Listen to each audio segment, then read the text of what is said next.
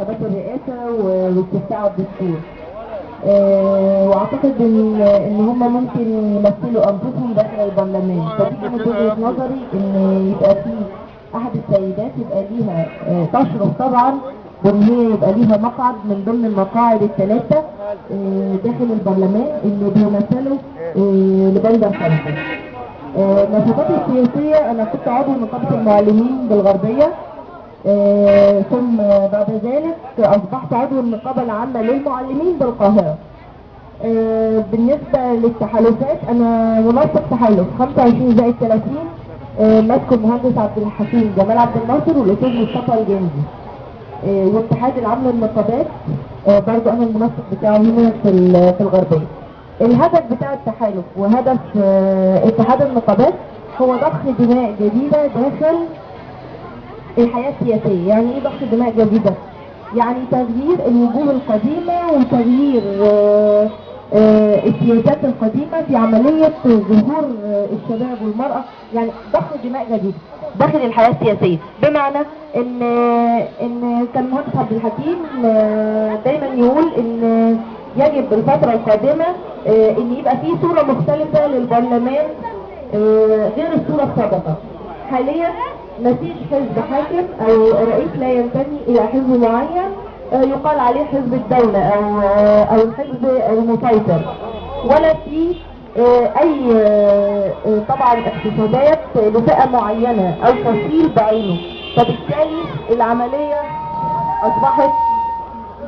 اصبحت سواسية. احنا 39 مرشح نازل على بندر طنطا، المفروض 3 مقاعد فقط على بندر طنطا.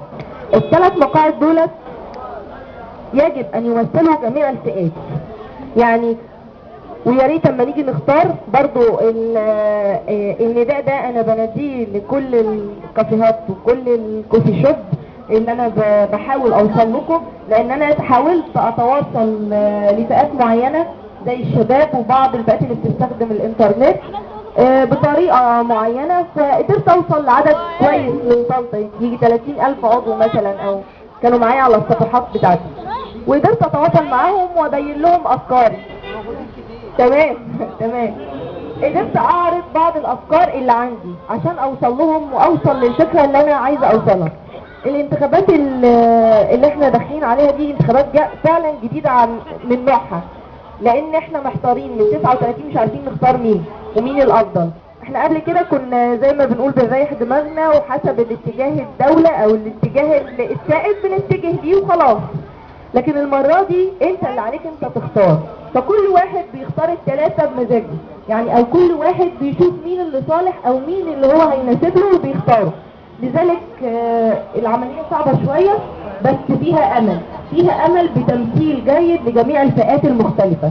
انا شايفة ان المرحلة الاولى من الانتخابات على قد ما كان عدد النزول ليها كان ضعيف ومش قوي، بس الانتخابات ان شاء الله المرة دي هيبقى عدد النزول اكتر.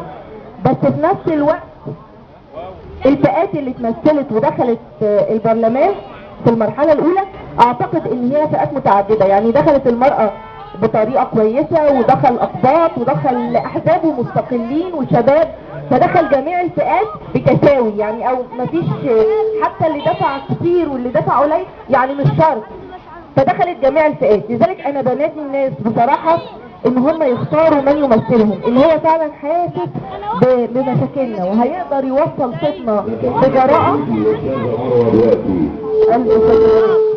بعد تحيات محمد رئيسي.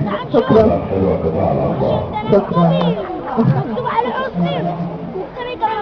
فطبعا الاختيار هيبقى ان شاء الله جيد، لان احنا كل واحد المفروض يمثل الشخص اللي هو قريب من المشاكل بتاعتنا او ناوي يحل مشاكلنا، بمعنى ان هو مش داخل لمصلحة شخصية او مش داخل لمصلحة فئة معينة. فبالتالي الاختيار هو هيبقى كده، حضرتك شايف اللي هيمثلك واللي هيقدر يخدمك هو مين، واللي بيقدر يوصل لك واللي هتقدر تلاقيه وهيقدر يقف جنبك هو ده اللي هيمثلك. فلذلك انا بنادي كل شعب طنطا وكل الاهالي ان يا ريت ال3 مقاعد تمثلنا بجد. من فلاحيننا وعمالنا وسيداتنا والاقباط والشباب. يا ريت اما نختار الفئات اللي حاسه بينا او اللي هي داخله. واعتقد ان الشعب المصري كله ذكي، بيبقى فاهم المرشح اللي قدامه ده نازل لمصلحه شخصيه ولا نازل يخدم الناس. قلبه جريء وهيقدر يخدم بجد، ولا هو داخل بس صورة وتكميل صورة يعني ايه مظهرية ان هو يبقى عنده برستيج مثلا. احنا مش عايزين كده يا جماعة. مجلس الشعب ده اسمه مجلس النواب، يعني هو هينوب عنا في البرلمان، فشرف اصواتنا لازم يروح لمن يستحقه. يعني يبقى الشخصية اللي داخلة فعلا لازم تمثلنا بجد، لازم تحس بمشاكلنا، ولازم تكون قادرة ان هي توصل صوتنا وتوصل صوتنا بقوة داخل البرلمان، بقوة وجراءة وبإيمان بمشاكلنا. يعني يبقى حاسس في مشاكل عندنا في التعليم، في الصحة، في كل مجالات الحياة في مشاكل، لازم صوتنا ده اقل حاجة المفروض نحصل عليها، ان يبقى لينا اصوات داخل البرلمان. المشاكل كتير، بس احنا عاوزين الكلام زي ما بيتقال كده مش بعد الانتخابات ما تلاقونيش صح؟ كتير ما بنشوفش صح؟ بص حضرتك، ايوه ما انا معاك. الخط بيتقفل، صفحة الفيس على فكرة بتتقفل. انا مش اول مرة مش اول مرة اتعرض للسؤال ده. العالم دي اتقرصت كتير وانا منهم. بس هل ان احنا اتقرصنا معنى كده ان احنا برضه ما نحاولش نختار؟ يمكن في امل، واحنا لو فقدنا برضو الامل ما اعتقدش ان احنا هنعرف نعيش. اعتقد ان المرحلة اللي جاية اتمنى يعني ان شاء الله حتى لو في نائب واحد او اتنين يمثلونا بجد. كفاية واحد مش عاوزين الثلاثة، واحد بس يتكلم بصوت الاغلبية، وده اللي بتمناه. بالنسبة لان انا عامة بنت العجيزي يعني واكثر نسبة اصوات هنا بحاب. انا عندي تمام تمام.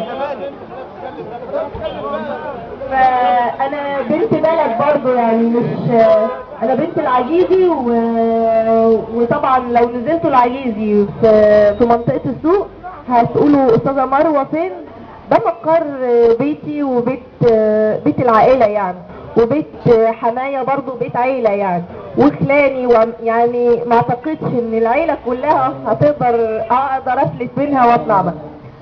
انا بجد نازلة يمكن بتحدي. الموضوع ده كان بيبقى صعب جدا على السيدات ان هي تواجه وان هي تنزل، بس انا اعتقد ان المرحلة الجاية محتاجة مننا ان كل واحد فينا يبقى جريء وقوي في الخطوة اللي هو بياخدها، بدليل ان الانتخابات ان شاء الله باذن الله انتخابات نزيهة وما فيهاش قلق ان شاء الله باذن الله. حتى لو فيها قلق هيبقى قلق بسيط جدا، بس في جيش وشرطة وفي قضاء، وانا واثقه ان مفيش ان شاء الله هيبقى في تزوير او في اتجاهات. فلذلك هي فرصة كويسة لينا ان احنا نمثل نفسنا، وفرصة جيدة فعلا. فلذلك انا بنزل لكم وبقول لكم يا ريت نحاول ننتقي الثلاث مرشحين بتوعنا. انا ما بقول لكمش اختاروا مروة ضياء بحد ذاتها، بس يا ريت نختار اللي قريب لنا او اللي انتوا حاسين فعلا ان هو هيقدر يخدمكم ويخدمكم بجد. يا ريت ننتخب الصوت الجريء، الصوت القوي، الصوت اللي شايف مصلحة الناس مش شايف مصلحته بس. ودي دعوة اللي انا بدعوها ليكم. وطبعا في الاخر انا بتمنى طبعا ان انا انول ثقتكم يعني، وبرضه بطلب منكم ان انتوا تدعوا لي ربنا يوفقني ويقويني على واشكركم لحسن الاستماع، ولو اي استفسار من حضراتكم انا تحت امركم يعني.